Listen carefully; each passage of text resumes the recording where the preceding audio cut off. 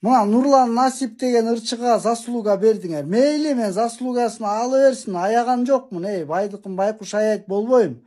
Просто биякта деген күйө турган нерсе, моорекил тарыхый ушундай аспаптарды жандандырган жаш балдар эмес, улуу устаттар 65ке чыгайын деп калышты. Улуу устаттар заслуга ала элек, заслуга. Эл артисти жана чачы узун ырчылардын баары алган.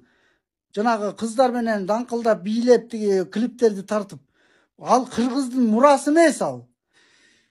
Мен жакында министрликтин астына барам. Болгон журналисттерди чакырам.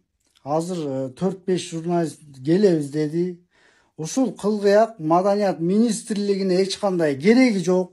Кыргыздын маданиятына эч кандай кереги жок. Бул казактардын улуттук аспабы, кыргыздарга казактан келген деген флешмоб видеону жасайм. Ошого даяр болуп туруңуздар.